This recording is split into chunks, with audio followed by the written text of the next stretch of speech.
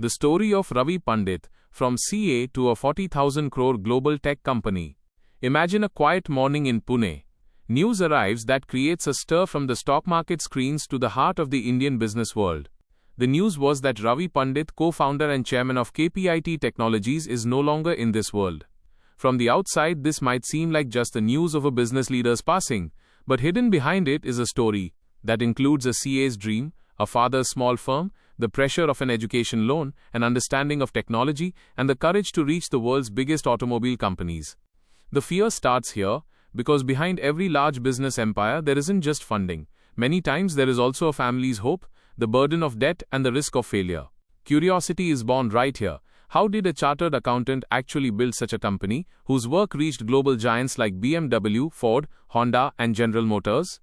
Ravi Pandit's name might not have been as famous among common people as that of some big startup founders or billionaire industrialists. But in the world of Indian technology and automotive software, his name is taken with great respect. KPIT Technologies announced on May 8, 2026, that their founder and chairman, S.B. Ravi Pandit, passed away in Pune. Some reports stated his age as 75, while Business Standard and the Indian Express stated he was 76. But this small difference in age doesn't diminish the impact of his story, because what he built in his lifetime is not just the success of one individual, but the story of India's technology confidence. The man the world knew as a tech entrepreneur, his full name was S.B. Ravi Pandit. According to Forbes India, his name was Shashi Shekhar, and he was a gold medalist chartered accountant. This in itself is interesting, because today when we talk about a technology company, the image of an engineer, coder, or a Silicon Valley-style founder comes to mind. But Ravi Pandit's beginning was in the world of numbers, audits, finance, and discipline. This very understanding of accounting later became his greatest strength in the technology business. The story of his education wasn't like a story of smooth privilege either. Ravi Pandit did a master's program in management from the MIT Sloan School of Management, where he specialized in finance and controls. But reaching this education wasn't easy. According to his interview given to Forbes India, the annual expenditure at MIT at that time was about 1 lakh rupees, while his father's annual income was only 15,000 rupees. Therefore, he had to take an education loan and after his studies, take on the responsibility of repaying that loan by working in America for a year. The real emotional point of his story begins here. His father had started a chartered accountancy firm named Kirtan & Pandit in 1956, where only 12 people worked. This wasn't some massive corporate setup, it was a professional firm that had hard work, honesty, and a dream. The dream was for the work to be such that the world would respect it. When Ravi Pandit returned from America, he didn't just have a degree, he also had a global vision. He had seen that big accounting firms in the world didn't limit themselves just to audits. They also moved toward consulting and technology services. This idea stuck in his mind. He thought that if global firms could move from accounting to consulting and IT services, why couldn't that happen in India as well? In that era, this thinking wasn't easy. The IT industry in India was in a phase just before its massive explosion. Many people would have wanted to let a CA firm remain just a CA firm. But Ravi Pandit saw a connection between accounting and technology. For him, understanding, processing, and turning information into useful insight was the common language of both accounting and technology. Gradually, an IT practice began to emerge from Kirtan or Pandit's professional background. People like Kishore Patil and Shirish Patwardhan joined Ravi Pandit, and later Sachin Tikekar also joined as a co-founder. This was a time when names like Infosys, TCS, and others in India's IT industry were moving toward the global market. But KPIT's journey was different. This company wasn't just chasing general IT services, rather, it was gradually carving its path toward automobile and mobility technology. Around 1990, Ravi Pandit and Kishore Patil laid the foundation of KPIT. Initially, this company moved forward as Kirtan & Pandit Information Technology, but over time it became KPIT Technologies. Starting from a city like Pune, this company moved toward software development, offshore services, and then automotive engineering solutions. In 1999, KPIT went public, and according to Forbes India, its IPO was oversubscribed about 50 times. This was a signal that the market saw potential in this company. But in the journey of every successful company, a turning point arrives. For KPIT, this turning point came in 2002 when the company merged with Cummins India's IT arm, Cummins Infotech, and became KPIT Cummins Infosystems. Cummins was already a name linked to the engine and automobile world. This merger brought KPIT even closer to the automotive sector. This wasn't just a corporate deal, it was a direction-changing decision. From here, KPIT's connection with the deep technology needs of the automobile industry began to strengthen. Gradually, KPIT realized that the cars of the future wouldn't remain just mechanical machines. In the time to come, cars would run on software, understand through sensors, learn from data, and move toward electric, connected, and autonomous technology. While the world was still looking at traditional automobiles, Ravi Pandit and his team were looking at the changing future of mobility. This advanced thinking became their identity. They built the company at the point where the automobile and software meet. Today, KPIT Technologies focuses on automotive software, electrification, and mobility solutions. According to Business Standard, the company's work spans 15 countries and its engineering solutions are used in millions of vehicles.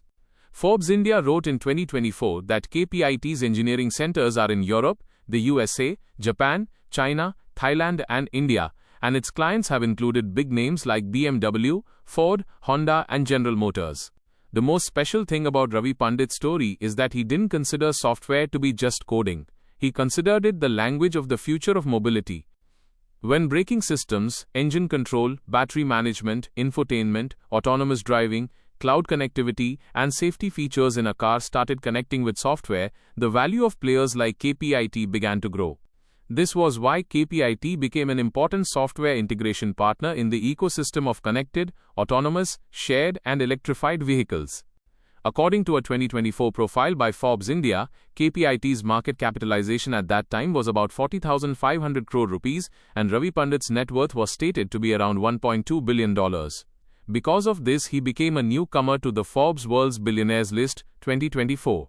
Forbes also wrote that over the previous 4 years, KPIT stock had surged by more than 3,600%, and an 82% rise was seen in 1 year. These figures don't just tell a stock market story, they tell how much the market valued KPIT's focused automotive software model. But understanding Ravi Pandit just by calling him a billionaire would be making his story small. His real strength was long-term thinking. In his Forbes India interview, he mentioned 3 things as very important for a services business: sharp customer focus, excellence in work, and faultless delivery. He also said that for long-term wealth creation, long-term investments are necessary. This thinking set him apart from short-term hype. He was among those founders who talked more about building an institution than about valuation. Ravi Pandit didn't abandon his father's legacy either. Along with building a technology company like KPIT, he also took Kirtan and Pandit Chartered Accountants or KPCA forward. According to Business Standard, KPCA became one of the large Indian-origin professional services firms, in which more than 1,200 experts worked across 15 countries. This means in his life, on one side there was a global automotive software company, and on the other side was that professional services legacy which his father had started with a firm of 12 people. His impact wasn't limited just to the company. According to reports from the Hindustan Times and Times of India, Ravi Pandit remained associated with institutions like the Pune International Centre and Janvani, supported the Centre for Sustainable Development at Gokhale Institute, and played a role in social organizations like Janana Prabodhini. He was also associated with boards like 𝐟𝐨𝐥𝐥𝐸, the World Resources Institute India, and the Aga Khan Rural Support Program India. In other words, for him, business wasn't something separate from society, but rather a tool to make society better. Ravi Pandit's interest also grew in the field of clean energy. According to reports, he was the only member from the private sector associated with the empowered group of the National Green Hydrogen Mission. He also pushed forward initiatives like 𝐟𝐸𝐥𝐥𝐸, or Hydrogen Revolution for India's Development of Agriculture and Energy, which aimed to promote inclusive development through clean energy technologies. This shows that he was trying to look not just at the present market but also at India's energy future. One thing is important to understand here. Ravi Pandit's journey wasn't a glamorous startup story where a young founder went viral overnight. His story was a story of slow building. First accounting, then IT practice, then software services, then automotive focus, then global clients, then mobility and clean energy. This journey shows that big changes in business are often not sudden, but come from decades of clarity, discipline, and patience. The city of Pune also played a distinct role in his success. Pune has already been a strong hub for education, engineering, and the automobile industry. Here, Tata Motors, Bajaj, Cummins, engineering talent, and the educational ecosystem gave technology companies a natural base. Ravi Pandit understood this ecosystem and connected it with global opportunity. He proved that it isn't always necessary to sit in Silicon Valley to build a global technology company. If you have the right thinking and right execution, software can be provided to the world's automobile industry from Pune too. Ravi Pandit's story is also important for young people because it breaks career labels. If someone is a CA, it doesn't mean they will only do audits. If someone is from a finance background, it doesn't mean they can't understand technology.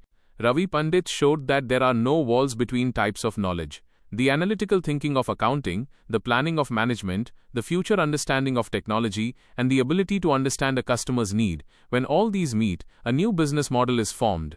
His life also teaches that a family dream can be turned into a modern vision. His father's firm was a professional services firm, but Ravi Pandit used that very foundation to enter the world of IT and automotive technology. He didn't reject the old business, instead he carved a new direction from it. This is a big lesson for many of India's family businesses and professionals. You don't just have to preserve a legacy, sometimes you have to reinvent it according to modern times. After Ravi Pandit's passing, KPIT stands at a turning point where the world's automobile industry is changing rapidly. Areas like electric vehicles, autonomous driving, connected cars, battery technology, software-defined vehicles and hydrogen mobility will become even more important in the coming years. For companies like KPIT, the opportunity is big, and so is the responsibility. The direction in which Ravi Pandit established the company will now become the test for future leadership. The real message of this story is that wealth isn't always just money. Wealth is also vision. Wealth is also an institution. Wealth is also the trust that global customers place in an Indian company. Through his journey, Ravi Pandit built the confidence that India can be not just a software service provider, but a serious player in future mobility technology as well. If this video has taught you something new, or if you feel this information should reach more people, don't forget to like and share the video. Your small share can become valuable and useful information for someone else. If you have any questions related to this topic, or if you would like to share your opinion with us, be sure to write in the comment box. We read every question and suggestion from you, because your feedback inspires us to create better content. And if you want to keep receiving such interesting and reliable information about business, the economy, and the world in the future, then don't forget to subscribe to our channel GRT Business and also press the bell icon so that you get notifications of every new video directly. At GRT Business, we always strive to provide you with accurate, balanced, and reliable information. Our news and analysis are prepared based on information obtained from various news agencies, public sources, and public opinion. We make every effort to verify and validate each fact as much as possible. But in case of any possible error or dispute, the responsibility lies with the respective sources. Our only aim is to present you with a correct and trustworthy perspective so that you can understand any topic better.